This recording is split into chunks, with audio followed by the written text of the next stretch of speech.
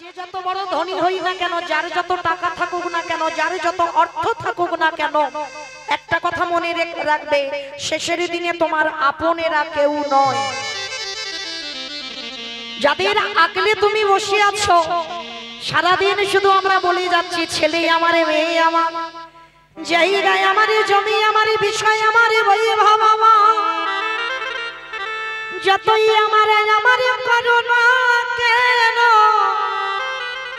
একেবারে যদি বাঁশি বেজে যায়, পড়ে থাকবে সরকারি খামা।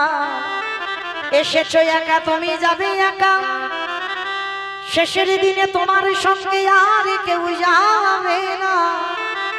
কিন্তু মাইরা আমি একটা গ্যারান্টি দিতে পারি, একজন তোমার সাথে যাবে, কারণ আমিও তো দক্ষিণ 24 পরগনার মানুষ, আর এটাও দক্ষিণ 24 পরগনা।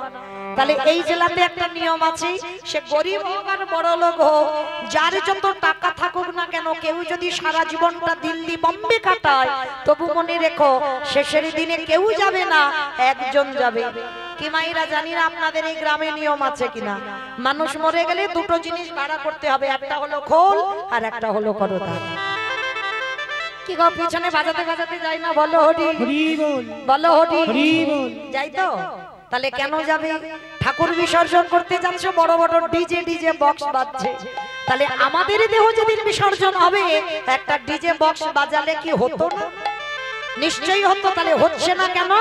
এই জায়গায় চৈতন্য মহাপ্রভু শিক্ষা দিলেন, ওরে কলির জ্ঞানন্ধজি, ভালো করে চেয়ে দেখ, শেষের দিনে তোর সঙ্গে কেউ গেল না, কিন্তু একজন তোর সঙ্গে যাচ্ছে, ভালো করে তাকিয়ে দেখ, এই হরি নামে যাবে।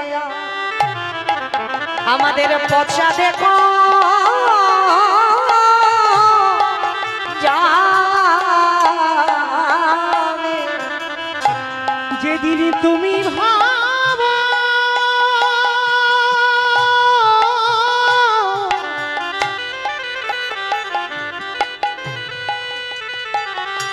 যেদিন তুমি ভাবো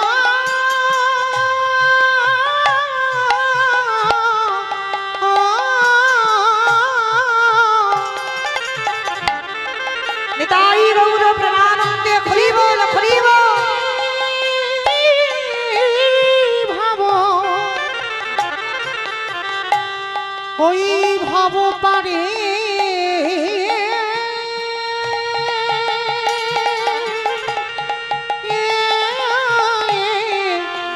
পারি যাবে,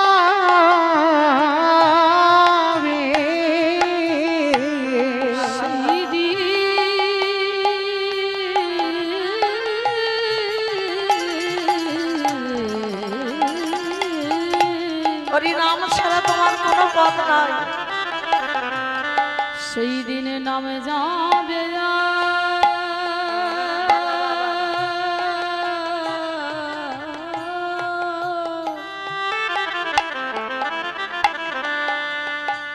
আমাদের পচা দেহ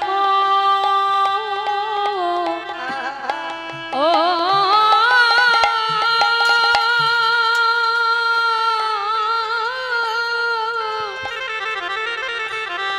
দেহ আস্তে। তাহলে মায়েরা একমাত্র আমাদের ভব পারাপারের সম্বল হলো এই হরি নাম সংকীর্তন, সেইটাকে আশ্রয় করো। পৃথিবীতে সবাইকে ভুলে যাও, কিন্তু জীবনে যেন ভুল করে আমার গৌর গোবিন্দ চরণ ভুলে যেও না, কারণ তার মতো আপনজন, তার মতো দিনের দয়ালে দীনবন্ধু আর পৃথিবীতে কেউ তোমার হবে না।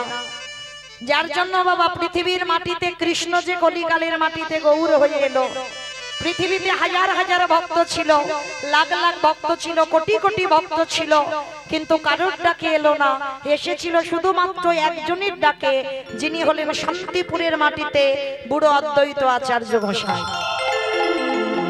তাহলে বাবা ঠাকুর এই জায়গাটা একটু আস্বাদন করতে হবে প্রত্যেকটা ভক্তকে। পৃথিবীতে যদি এত এত ভক্ত থাকলো, তাহলে এত ভক্ত থাকা সত্ত্বেও একেবারে শান্তিপুরে বুড়ো মালির ডাকে কেন এলো? আমাইরা অদ্বৈত আচার্য চেনো তো? আপনাদের গ্রামে কেউ নয়, পঞ্চতত্ত্ব ছবি যাদের বাড়িতে আছে দেখবেন, শ্রীকৃষ্ণ চৈতন্য প্রভু নিত্যানন্দ শ্রী অদ্বৈত গদাধর শ্রীবাস আদি গৌর ভক্তবৃন্দ। একটা বাচ্চা মানুষকে জিজ্ঞাসা করবে, বলে দেবে মাঝখানে যে ছেলেটা নিমাই, আর ওই ছেলেটার ডান দিকে একটা বয়স্ক লোক দাঁড়িয়ে আছে, চুল গোপ দাড়িগুলো সব পেকে সাদা, উনি হলেন অদ্বৈত আচার্য গোসাই। কেন চুল গোপ দাড়িগুলো পেকে গেল? আমার মহাপ্রভুর থেকে 52 বছরের বড়। তার যিনি 52 বছরের বড় হবে, তার তো বাবা চুল গোপ দাড়িগুলো পেকে সাদা হবে। কিন্তু এই জায়গাটাই প্রত্যেকটা মানুষের মনে একটা প্রশ্ন জাগে না বাবা, যে এত ভক্ত থাকতে একেবারে ওই বুড়োর ডাকে আর কেনই বা 12 বছরে তুলসী ভাসিয়ে আমার কৃষ্ণকে কলিতে গৌর করে আনলো? আর কি ভক্ত ছিল না? নিশ্চয়ই ছিল। তাহলে একেবারে ওনারই ডাকে এলো কেন? তাহলে বাবা আগে জানতে হবে ওই মানুষটার পাওয়ার কত, তাই না? যার জন্য ভগবান ওই একজনের ডাকেই আসতে হলো। তাহলে মানুষটাকেই অন্য কোন সাধারণ মানুষ নয়, যার একটা নাম হচ্ছে বাবা মৃত্যুঞ্জয়। আমাইরা বলো তো দেখি, মৃত্যুঞ্জয় কোন ঠাকুরকে বলে? মহাদেব। বাহ, শিব ঠাকুরের একটা নাম হচ্ছে মৃত্যুঞ্জয়। কেন? যেটা ভগবান কৃষ্ণ করে দেখাতে পারিনি, সেটা আমার পরম বৈষ্ণব বাবা করে দেখিয়েছে। ভাগবত বলছে, মৌমিতার কথা নয়, 125 বছর বয়সে জরা ব্যাধির তীরে আমার ভগবান দেহ ত্যাগ করলেন। কিন্তু ত্রিলোকের বড় বৈষ্ণব আমার বাবা ভোলানাথ, তিনি দেহ ত্যাগ করেনি। সত্য ত্রেতা দাপরেতে একই বাবা ভোলানাথ হয়েছিল, কিন্তু কলিকালের মাটিতে ওই বাবা আর শিব রূপে আসেন।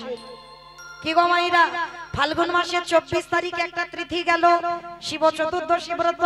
সারা রাত জাগলাম, সারা দিন উপোস রইলাম, বাবার মাথায় ঘটা করে জল দিলাম, কিন্তু মনে রেখো বাবা কলিকালে আসেইনি। সত্য ত্রেতা দাপরিতে বাবা এসেছিল, কলিকালে বাবা শিব রূপটা ধরতেই পারছে না। কেন? একটা চলতি কথা বলি বাবা, পাপ ছাড়ে না বাপকে। এই যে কথাটা বললাম চলতি কথা, অনেকে মাঝে মাঝে বলি পাপ ছাড়ে না বাপকে, কিন্তু মাইরা কথাটা চলতি কথা নয়, এই কথাটার মানে আছে, বুঝতে হবে। এই যে আপনাদের আমাদের প্রত্যেকের বাবা আছে, খাতা কলমে লিখতে হয়, প্রত্যেকের বাবা আছে, কিন্তু বাবা এ বাবা তো চিরস্থায়ী নয়। তোমাকে কাঁদিয়ে রেখে একদিন না একদিন ও বাবা তোমায় চলে যাবে। কিন্তু প্রত্যেকের একটা আসল পিতা আছে, যিনি হলেন বিশ্বের স্রষ্টা মালিক ভগবান কৃষ্ণচন্দ্র।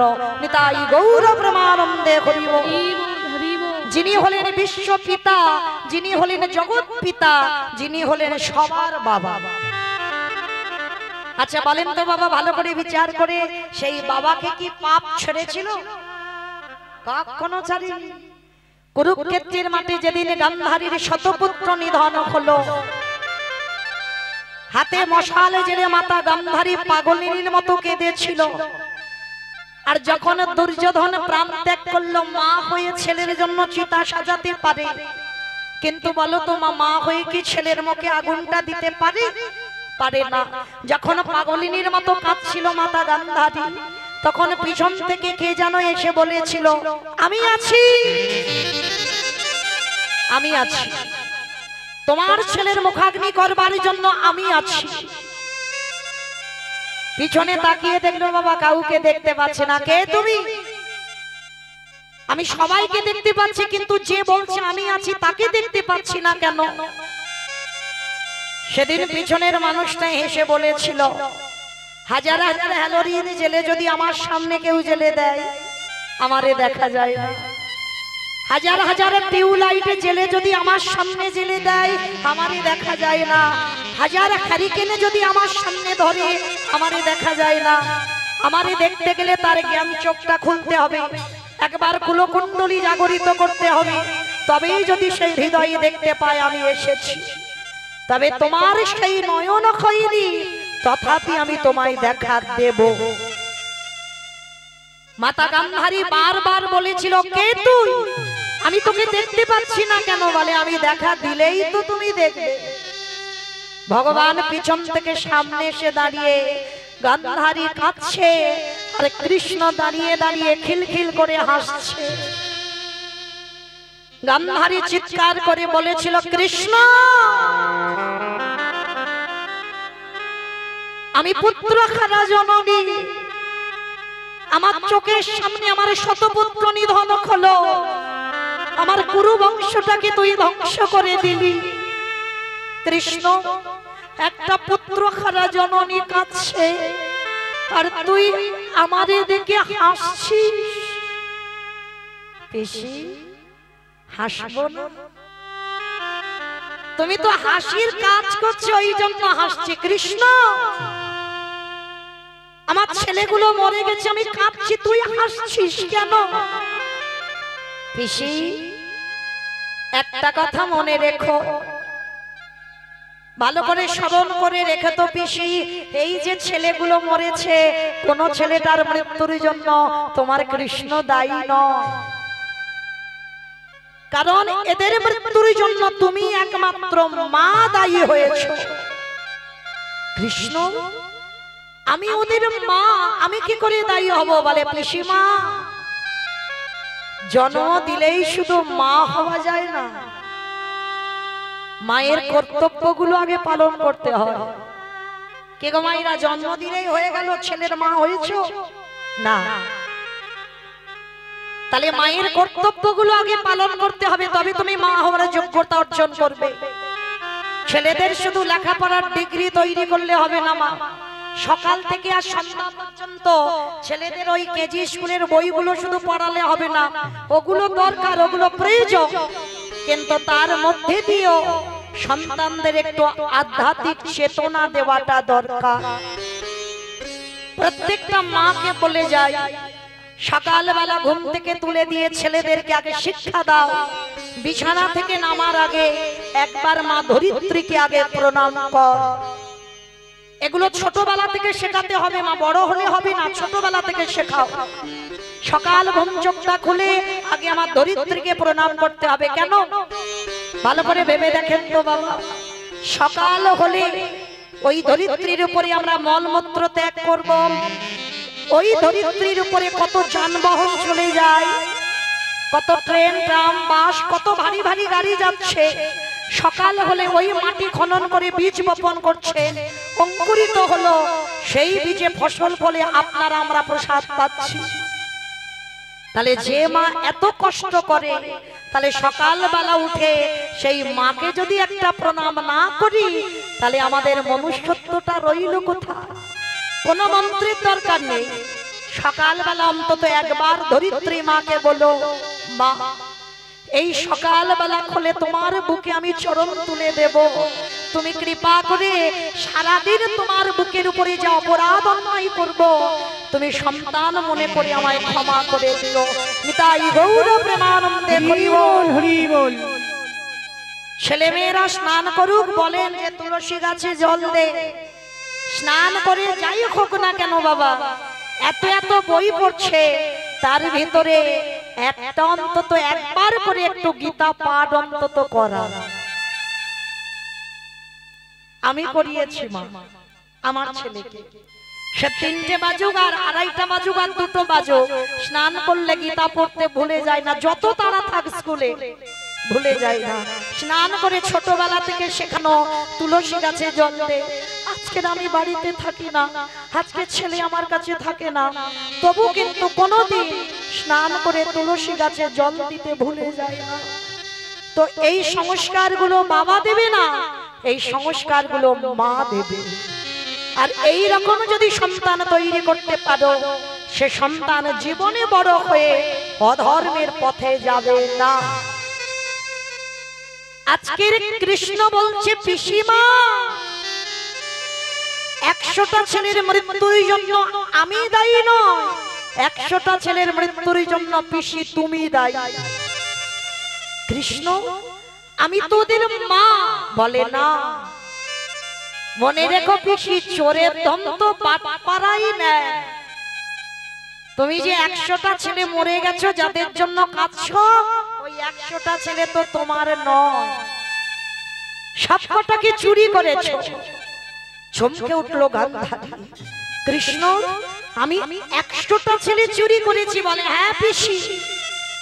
স্মরণ করো তো সেই রাতের কথা, যেদিন মা দুর্বাসা মুনি গিয়েছিল কুন্তী মার ঘরে, আর কুন্তী মাকে গিয়ে বলেছিল, কুন্তী আজকের আমি তোর বাড়িতে এসেছি, আমি একটু পরমান্ন পেতে চাই। অমাইরা পরমান্ন মানে কি গো? খিচুড়ি। খিচুড়ি পরমান্ন মানে খিচুড়ি, মানে খিচুড়ি স্কুলেও যায়। পরমান্ন মানে পায়েস। তা দুর্বাসা মুনি বলেছিল আমি একটু পরমান্ন পেতে চাই, যা 100টা সোনার পাত্রে আমায় পরমান্ন দিতে হবে, যাতা ব্যাপার নয় মা। তো এখনকার দিনে সোনার যা মূল্য, তখনকার দিনে এত ছিল না। কুন্তী অনেক কষ্ট করে জোগাড় করেছিল বাবা 99টা সোনার পাত্র, আর একটা পাত্র পাইনি বলে ওই কুন্তী মা কি করেছিল জানো? ফুটন্ত পায়েস ফুটছে, ওই বক্ষের কাপড়টাকে সরিয়ে দিয়ে ওই ফুটন্ত পায়েস বুকে করে দিয়ে দুর্বাসার চরণে নিবেদন করেছিল। দুর্বাসা দেখা মাত্র চমকে উঠেছে, হে কি মা, এটা তুই কি করেছিস? আমি তোকে বলেছিলাম সোনার পাত্রে, হৃদয় পাত্রে বলিনি। বাবা ঠাকুর, আমি জোগাড় করেছিলাম 99টা পাত্র, কিন্তু একটা পাইনি বলে আমার হৃদয় পাত্রে আমি দিলাম, আপনি গ্রহণ করে। তখনই ওই দুর্বাসা বলেছিল, জামা তোর এই ভক্তিতে আমি বড় তুষ্ট হয়েছি, স্নান করে আয়, স্নান করে এলে আমি তোকে বর দেব, তুই শত পুত্রের জননী হবি। ও মাইরা, একটা পুত্রের জন্য 7 ঠাকুরের কাছে মানত করি না? পরপর যদি কন্যা সন্তান হয় তো 7 ঠাকুরের কাছে মানত করব, ঠাকুর যেন আমার বংশে একটা ছেলে আসে, বংশে যেন একটা ছেলে আসে। কেন মানত করে? এতগুলো কন্যা সন্তান হয়েছে, হচ্ছে না, তবু একটা ছেলের জন্য কাঁদো। কেন কাঁদো? ছেলে বৌমার কাছে ভাত পাবে বলে? উল্টে তোমায় রেঁধে খাওয়াতে হবে। তাহলে কি ছেলে তোমার মুখে পিন্ডি দেবে ওর জন্য? না। তাহলে কি ছেলে মুখে আগুন দেবে ওর জন্য? না। তাহলে ছেলে কেন? একটা মা তো ভগবানের কাছে আঁচল পেতে ভিক্ষে করে না যে ঠাকুর আমার একটা কৃষ্ণ বলা পাখি দাও। সবাই শুধু ডিগ্রিওয়ালা ছেলে চায়, চাকরিওয়ালা ছেলে চায়, একটা মা বলবে না যে আমার একটা বংশে কৃষ্ণ বলা পাখি দাও। মনে রেখো মা, বংশে যদি একটা কৃষ্ণ বলা, একটা হরি বলা সন্তান আসে, তার 14 পুরুষ নাকি উদ্ধার হয়ে যায়। যারা পিছনে নরকে আছে 7 পুরুষ তো উদ্ধার হবে, আর যারা সামনে 7 পুরুষ আছে তারাও নাকি উদ্ধার হয়ে যাবে। তাহলে তৈরি করবে কে? বাবা নয়, মা, একটা কৃষ্ণ বলা পাখি। তো আজকের লক্ষ্য করে দুর্বাসার কথাবার্তা শুনে কুন্তী গেল স্নানে, আর সমস্ত কথাগুলো শুনে নিয়েছিল মা গান্ধারী। আর শুনে নিয়ে বাবা চালাকি করেছিল। কিরকম? কুন্তীর মতো শাড়ি পরেছে, কুন্তীর মতো মাথায় ঘোমটা দিয়েছে, দুর্বাসা ধ্যানা যোগী আছে, আর দুর্বাসার চরণে এসে মাথাটা নিচু করে বসে। আর যেই না নিচু করে বসলো, দুর্বাসা ধ্যানা যোগে ছিল, মাথায় হাত দিয়ে বলল, তোর আশীর্বাদ দিলাম মা, তুই শত পুত্রের জননী হবি হবি হবি। বরটা নিয়ে গান্ধারী পালিয়ে গেল।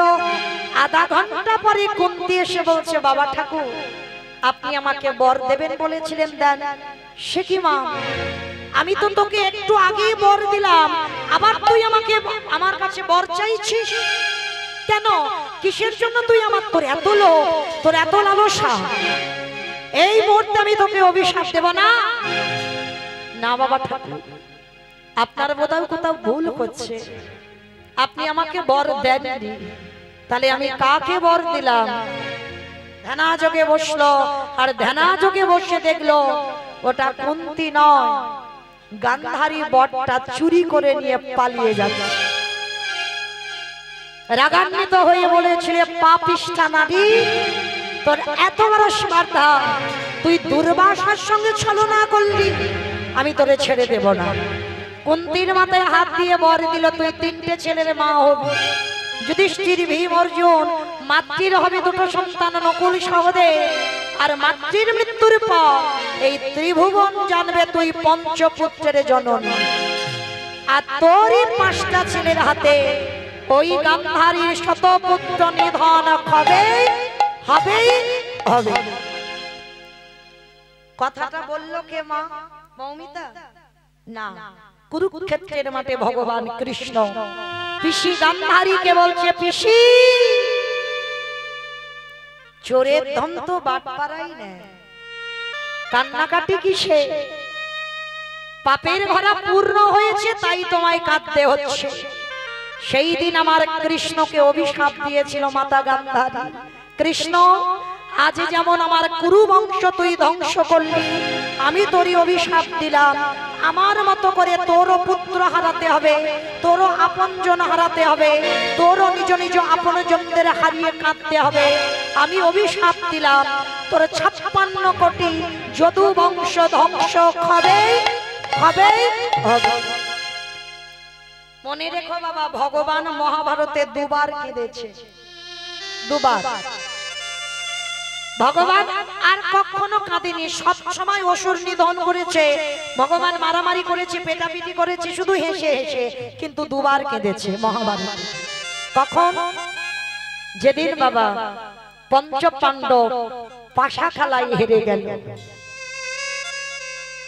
এই প্রশ্নটা উদ্ধব করেছিল কৃষ্ণকে, কৃষ্ণ একটা প্রশ্নের উত্তর দেবে? শুনেছি তুমি নাকি পঞ্চ পাণ্ডবদের সঙ্গে ছিলে, তাহলে যে পক্ষে কৃষ্ণ রয় তাদের কি কোনোদিন পরাজিত হতে হয়? তাহলে তুমি যদি পাণ্ডবদের সঙ্গে রইলে, তাহলে পাণ্ডবরা পাশা খেলায় হারলো কেন? কথাটা শুনে আমার ভগবান উদ্ধব মহারাজের কাছে হাত জোড়ো করে বলেছিল, উদ্ধব শোনো, তোমায় একটা কথা আমি বলি, যেটা জগতে সবাই জানে না, সবাই তো বাইরের দিকটা দেখে, ভিতরটা দেখে না। আমি একটুখানির জন্য হলেও আমি স্বয়ং কৃষ্ণ দুর্যোধনের পক্ষ নিয়েছিলাম ওই পাশা খেলায়। কেন? এই জায়গাটা বাবা ভালো করে একটু শুনবেন। এই প্রত্যেকটা মানুষের বাবা সিদ্ধান্তের ভুল আছে, অনেক ভুল আছে। যে ভুলটা আজকের পঞ্চ পাণ্ডবরা করেছিল, সেই ভুলের মাসুলে আজকের পাশা খেলায় হারতে হলো। কারণ যখন ওই পাশা খেলার কথা কয়, দুর্যোধন ভালো পাশা খেলা জানতো না বাবা। দুর্যোধন বলেছিল, দেখো যুধিষ্ঠির মহারাজ, আমি তো ভালো পাশা খেলা জানি না, তবে আমার হয়ে আমার শকুনি মামা পাশা খেলবে। সিদ্ধান্তটা নিল কেমন দেখুন, কারণ শকুনি মামা পাশা খেলায় খুব পারদর্শী ছিল। তাহলে দুর্যোধন পারে না, তিনি অহংকার করে কিন্তু বলেনি যে আমি খেলবো, বারবার বলেছিল আমার শকুনি মামা আমার হয়ে খেলবে। যখনই বলল শকুনি মামা খেলবে, ভগবান মনে ভেবেছিল হয়তো যুধিষ্ঠির বলবে আমার হয়ে আমার কৃষ্ণ দয়াময় খেলবে, কিন্তু বাবা এ কথাটা একবারও যুধিষ্ঠির বলেনি। যুধিষ্ঠির মহারাজ উল্টে বলেছিল, বেশ তাহলে দুর্যোধনের হয়ে যখন শকুনি মামা খেলবে, আর আমরা 5 ভাই তো পাশা খেলায় পারদর্শী, তাহলে আমাদের হয়ে কারোর দরকার নাই। কৃষ্ণকে সভার মাঝখানে বলেছিল, কৃষ্ণ যতক্ষণ না আমরা 5 ভাই তোমাকে ডাকবো, তুমি আমাদের পাশা খেলা সভায় আসবে না। তখনই ভগবান মনে মনে ভাবলো, বাহ, দুর্যোধন সিদ্ধান্তটা ঠিকই নিল, তার শকুনি মামার উপরে দিল, কিন্তু কিছুতেই আমার যুধিষ্ঠির তো একবারও আমার উপরে দায়িত্ব দিল না, তাই চলে গেলাম, তাই তো ওরা খেলে গেল। কিছুক্ষণের জন্য আমি দুর্যোধনের পক্ষ নিলাম, কারণ ওদের আত্মবিশ্বাসটা ঠিক ছিল আর পাণ্ডবদের ঠিক ছিল না, যার জন্য ওদের হারতে হলো।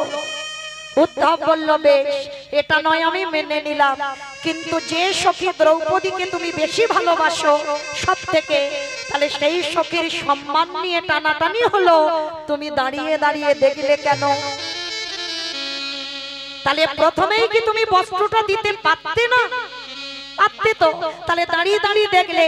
আর একটা নারীর যতক্ষণ সম্মান থাকে তাকে জগতে নারী বলে, আর নারীর যখন লজ্জা চলে যায় এই সমাজ তাকে কোনোদিন নারী বলে গণ্য করে না। তাহলে সখী দ্রৌপদীর যখন দুঃশাসন বক্ষের কাপড় ধরলো, কেন তুমি ওই মেয়েটার অপমান সহ্য করলে? ভগবান হেসে বলেছিল, উদ্ধব ভালো করে ভেবে দেখো তো, পঞ্চ পাণ্ডবরা যেমন কিছুক্ষণের জন্য আমাকে ভুলে গিয়েছিল, আমার সখী দ্রৌপদীও কিছুক্ষণের জন্য আমায় ভুলে গিয়েছিল। কখনো দুঃশাসন ছুতেও পারত না দ্রৌপদীকে। যদি বাবা একবার দ্রৌপদী ভগবানকে প্রথমেই স্মরণ করত, কিন্তু করেনি তো। প্রথমে পাশাখানায় দাঁড় করালো, প্রথমে বাবা ওই বীর 5 জন স্বামী ছিল, ওদের কাছে সাহায্য চেয়েছিল। আর বীর যাদের শক্তি কত, তারা মাথা নিচু করে বসে আছে, দ্রৌপদীর দিকে তাকাতে পারছে না, কিছু সাহায্য করতে পারলো না। তারপরে অষ্টগুরু দ্রোণাচার্যের দিকে তাকালো, তিনিও মাথা নিচু করে দিল। পিতামহ ভীষ্মের দিকে তাকালো, তিনিও মাথা নিচু করে দিল, কেউ সাহায্য করলো না। সবার শেষে দ্রৌপদী মনে পড়লো, পৃথিবীতে তো তাহলে কেউ কারোর নয়। আমার পাণ্ডবরা স্বামী, যাদের কত শরীরে ক্ষমতা, 5-5টা স্বামী দাঁড়িয়ে আছে, আমার সম্মান ধুলোয় মিশে যাচ্ছে, তারা কিছু করতে পারছে। সবার শেষে বাবা একটা বক্ষের কাপড় ধরে একটা হাত দিয়ে ডেকেছিল, হে দ্বারকাধিপতি কৃষ্ণ দেখা দাও। এলো না। ডাক দিল, হে ব্রজেন্দ্র নন্দন কৃষ্ণ দেখা দাও। এলো না। হে গোলকপ্রতি কৃষ্ণ দেখা দাও। এলো না। 3 বার ডাকা হয়ে গেল। এইবার দ্রৌপদী বলে উঠল, বেশ, আমার সম্মান চলে যাওয়া মানে তোমারও তো সম্মান চলে যাওয়া। কারণ একটা নারীর যখন সম্মান চলে যায়, তাতে কি তোমার কষ্ট হবে না? আমার দেহ মন প্রাণটা তুমি তোমার চরণে দিয়েছি। বেশ, আজকে দেখি তুমি কি করে থাকতে পারো। এইবার লজ্জা ঘৃণা ভয় ত্যাগ করে দিয়ে 2 বাহু উত্তোলন করে রেখেছিল, হে প্রাণপতি দেখা দাও।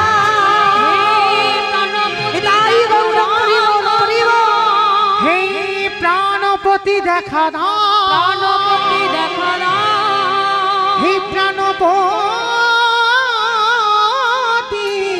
দেখা দাও। একেবারে দেখা দাও।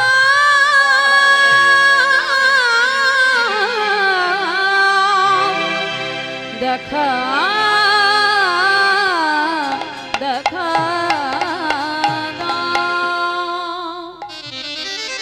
যেই বললাম প্রাণপতি দেখা দাও, কৃষ্ণ আমার এসে দাঁড়িয়ে গেছে। দ্রৌপদী হাত জোড়ো করে বলে বলেন, বাহ সখা বাহ, আমি তো তোমার 3 বার ডাকলাম, কই এতক্ষণ তো এলে না। ভগবান বলছে, সখী তুমি প্রথমে কি বলে ডেকেছো? বলে, কেন? আমি বলেছি দ্বারকাধিপতি কৃষ্ণ দেখা দাও। সখী, কোথায় হস্তিনাপুর আর কোথায় দ্বারকা, আসতে টাইম লাগবে না? তারপরে কি বলেছো? হে ব্রজেন্দ্র নন্দন কৃষ্ণ দেখা দাও। হস্তিনাপুর থেকে ব্রজধাম 3 দিনের পথ, আসতে টাইম লাগবে না? তারপরে কি বলেছো? হে গোলকপ্রতি কৃষ্ণ দেখা দাও। কোথায় হস্তিনাপুর আর কোথায় গোলক, আসতে টাইম লাগবে না? বাহ, তাহলে 3 বারের ডাকে এলে না, 4 বারের ডাকে কেন এলে সখী? 4 বারে তুমি আমায় কি বলে ডেকেছো বলো? 4 বারের মাথায় তুমি বলেছো, হে প্রাণপতি দেখা দাও। হস্তিনাপুর কোথায় আর তোমার প্রাণটা কোথায়? আমার কি আসতে টাইম লাগে সখী? যেখান থেকে দ্রৌপদীর বস্ত্র শেষ, সেখান থেকে ভগবান বস্ত্র জুড়িয়ে দিল। সেই সময় আমার ভগবান কৃষ্ণ কেঁদেছিল। এই একবার কাঁদলো, আর একবার কেঁদেছিল কখন? যখন গান্ধারী অভিশাপ দিল, আমার কুরু বংশ যেমন ধ্বংস হলো, তোরও 56 কোটি যদু বংশ ধ্বংস হবে। কারণ বাবা এই অভিশাপটা তো ঠিক দেয়নি, কারণ গান্ধারীর কুরু বংশ তো কৃষ্ণ ধ্বংস করেনি। যখনই অভিশাপটা পেল, কৃষ্ণ কাঁধ জড়ো করে বলেছিল, পিসিমা, আমি তোমার কুরু বংশ ধ্বংস করিনি, এখনো তোমার একটা প্রদীপ আমি জেলে রেখে দিয়েছি। তুমি তাকে ভুলে গেছো, তুমি তাকে চেনো না, তুমি তাকে জানো না, তুমি তাকে সন্তান বলে সম্মান দাও। গান্ধারী বলল, কৃষ্ণ শেখে, এখন আমার একটা প্রদীপ শেখে। বলে, যার নাম হলো পিসিমা, মহাভারতে যুযুৎসু, এখনো যুযুৎসু বেঁচে আছে। তখনই গান্ধারী কেঁদেছিল, কৃষ্ণ আমি ভুল করেছি, তুই আমায় ক্ষমা করে দে। কিন্তু বাবা এই সময় কৃষ্ণ বলেছিল, পিসি তোমার 100টা ছেলের মধ্যে আমি যদি মনে করতাম 99টা খারাপ করতে পারতাম, একটা ছেলে তো আমি অন্তত ভালো করতাম, এটাও আমি ভুল করেছি। ওই জন্য এই ভুলের মাসুল আমাকে দিতে হচ্ছে। তোমার অভিশাপ আমার শিরোধার্য। ওই জন্য কথাটাই আমরা বলি, পাপ ছাড়ে না বাবাকে। তার মানে আমাদের বাবাকে ছেড়ে দিল না, আর আপনারা আমরা তো তুচ্ছ। ঠিক এই রকম একটা ভুল পরম বৈষ্ণব বাবা ভোলানাথ করে ফেলেছিল। যে ভুলটা করেছিল কবে করলো? ভুলটা করেছিল পরম বৈষ্ণব বাবা ভোলানাথ ওই যুধিষ্ঠির রাজস্বয় যজ্ঞে। এই যুধিষ্ঠির রাজস্বয় যজ্ঞে বাবা ভোলানাথ একটা ভুল করেছিল, যার জন্য কলিকালে আর শিব হতে পারছে না। ভুলটা কি? যেদিন বাবা যুধিষ্ঠির মহারাজের উপরে দায়িত্ব দেওয়া হলো, আর কৃষ্ণ সবাইকে একটা একটা করে কাজ বুঝিয়ে দিয়েছে। ধরুন আমার এই কমিটি দাদা ভাইরা কীর্তনটা করাচ্ছেন, বাবা একা একা দ্বারা হয়? কোনদিন পারবে? আপনারা বলবেন হ্যাঁ তা ব্যক্তিগত কীর্তন তো একা একা হয়। বলে না, অর্থ দিয়ে সাহায্য একজন করে, কিন্তু শ্রম দিয়ে সাহায্য অনেকের দরকার। তাহলে রাজস্বই যজ্ঞে ভগবান সবাইকে দায়িত্ব দিয়েছিল, আর যুধিষ্ঠির মহারাজ বলেছিল, কৃষ্ণ কৃষ্ণ তুমি সবাইকে দায়িত্ব দিচ্ছ, ও কৃষ্ণ তুমি নিজে কোনো দায়িত্ব নেবে না। ভগবান আমার মুচকি হেসে বলেছিল, জানো দাদা, সবাইকে তুমি একটা করে কাজ দিয়েছি। এই জায়গাটা মাইরা খুব মন দিয়ে শুনবে। বিশ্বের স্রষ্টা মালিক ভগবান যজ্ঞে কি দায়িত্বটা নিয়েছে? বলল, দাদা আমি দুটো কাজ আমার জন্য আলাদা করে ফেলে রেখেছি। সে কি? সবাইকে তুমি একটা করে কাজ, আর তুমি তোমার বেলা দুটো কাজ। আচ্ছা কৃষ্ণ কি কাজ নিয়েছো? বলে, জানো দাদা, আমার প্রথম কাজ হবে এই রাজস্বই যজ্ঞে যত যত সাধুগুরু বৈষ্ণব আসবে, আমি কৃষ্ণ দয়াময় কয়ে সবার প্রথমে আমি নিজের হাতে তাদের চরণ যুগল আগে ধৌত করে দেব। যেই না কথাটা বলেছে বাবা চমকে উঠেছে। নিজের হাতে তুই চরণ ধোয়াবি? কৃষ্ণ আর কি অন্য কাজ ছিল না? আচ্ছা মাইরা এই জায়গাটা একটু ভাবেন তো, যে মনে করলে পৃথিবীটাকে একটা সেকেন্ডে লয় প্রলয় করে দিতে পারে, যার ইচ্ছাতে মরা গাছে ফুল ফোটে, যার ইচ্ছাতে শুকনো গাঙে উজান বয়, যে মনে করলে বাবা গোটা বিশ্ব ব্রহ্মাণ্ডকে ধ্বংস করতে পারে, সেই ভগবান আজকের পা ধোয়ার কাজটা কেন নিয়েছে? আমার মায়েরা এই জায়গাটা খুব ভালো করে শুনবে। নিজে আচরি ধর্মজীবীর শিখায়, নিজে না করলে ধর্মজীবকে শিখানো না যায়। এই কথাটা বাবা খুব গুরুত্বপূর্ণ কথা, ভালো করে শুনতে হবে। এই যে আমরা কীর্তনিয়ারা না কীর্তন করে বেড়াচ্ছি, আগে বাবা আমাদের আচরণটা ঠিক করতে হবে। যারা শিক্ষার জায়গায় দাঁড়ায় বাবা, যদি তাদেরই শিক্ষা না হয়, তাদের যদি এখনো চৈতন্য না হয়, তাদের মুখের কথা শুনে বাবা কারো শিক্ষা হবে বলে মনে হয়?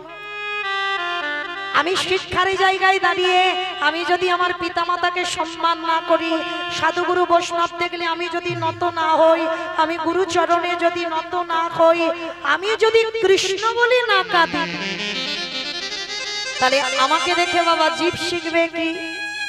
তাই তো ভগবান রাজস্বই যজ্ঞে পা ধোয়ার দায়িত্বটা নিয়েছে। কেন? আপনাদের আমাদের চৈতন্য দিল, ওরে কলির জীব, তোদের বাড়িতে যদি কোনোদিন সাধুগুরু বৈষ্ণব গুরুদেব আসে, সবার আগে চেষ্টা করবি ঘটিতে করে জল নিয়ে আগে পা ধোবার ব্যবস্থাটা করে দিই। কি গো মায়েরা, এগুলো আগেকার দিনের নিয়মগুলো ছিল, তাই না? এই এখনকার দিনে আমাদের মতো মেয়েরা যত টিভি সিরিয়াল দেখে আর তাদের মতো আচরণ হয়ে যায়। কিন্তু চরণ ধরে আমি একটা কথা বলে যাই, যদি এই অধম কীর্তনিয়ার কথা কারোর মনে থাকে, বাড়িতে যদি সাধুগুরু বৈষ্ণব গুরুদেব যদি নাও আসে, প্রতি বৎসর একবার যে যার ঘরের যদি বাবা মা থাকে, যে যার ঘরের যদি শ্বশুর শাশুড়ি থাকে, যারা হারিয়ে ফেলেছো মা, 1000 দিন যদি মাথা ঠুকে কাঁদো আর পাবে না। কিন্তু যারা ধরে রেখেছো, চরণ ধরে বলে যাই একটু যত্ন করে আঁকলে রেখে দিও। ওই মূল্যবান সম্পদ যদি একবার আমাদের কাছ থেকে চলে যায়, 1000 দিন কাঁদলেও আর ওদেরকে ফিরে পাবে না। যদি বলেন বাবা মূল্যবান সম্পদ, আমি বলছি না, আমার ভগবান বলছি, যারা ভাগবত জ্ঞানী এখানে বসে আছেন, যারা ভাগবত পড়ে, আমার কৃষ্ণ তো সুদামাকে বলেছিল, সুদামা সবার আগে বড় গুরু হলো যে যার ঘরের বাবা মা, তারপরে গুরু হলো শিক্ষা গুরু, দীক্ষা গুরু, তারপরে গুরু হলাম আমি ভগবান। এই জগতে তীর্থে যেতে হবে না, 1000 বার কোথাও যেতে হবে না, বৎসরে যদি একবার, আমি বলে যাচ্ছি না মা যে রোজ রোজ তোমরা বাবা মার পা ধোয়াও, রোজ দরকার নাই, বৎসরে একবার। ঠিক যেমন আমরা ভগবানকে সেবা পূজা করি, যেমন সিংহাসনে রেখে গলায় মালা দিয়ে ভগবানের চরণে যেমন প্রসাদী দেয়, ঠিক তেমনই ভাবে পিতা মাতাকে সম্মান করুন। ভগবান বললেন শুধু একজনই নয়, পৃথিবীতে যারা সবথেকে বড় গুরু তাদেরকে যারা সম্মান করে, আমার ভগবান বললেন আমি সারা জীবন সেই ভক্তের দরজায় বন্দী হয়ে যাই। নিতাই গৌর হরি বল, হরি বল, হরি বল। তাই তো ভগবান রাজস্বী যজ্ঞে আজকের পা ধোয়ার ব্যবস্থাটা করেছে। শুধু পা ধোয়ালো নয়, আরো একটা কাজ করেছিল বাবা। কি কাজ জানো? যারা যারা যজ্ঞে প্রসাদ পেয়েছিল, কৃষ্ণ দয়াময় ওই প্রসাদের পাতাগুলো নিজের হাতে তুলে নর্দমায় ফেলেছিল। শুধু নর্দমায় ফেললো না, আরো একটা কাজ করলো, যেখানে পাতাগুলো ফেলছে একটু একটু করে প্রসাদী লেগে আছে, কৃষ্ণ দয়াময় একটু করে প্রসাদী দিয়ে আজ ভগবান নিজের সারা গায়ে মানছি। বুঝি ভক্তে নিতাই গৌর প্রেম হরি হরি।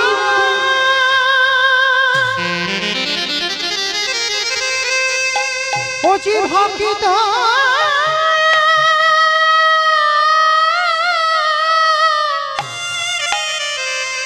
ভক্ত ছাড়া কিছু জানে না,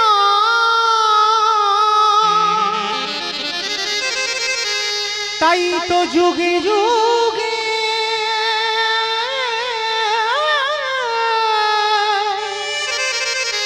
ভক্তির কাছে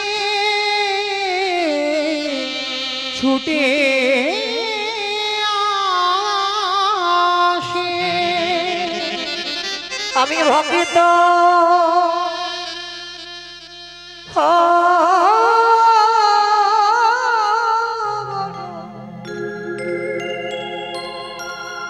অবর ভালো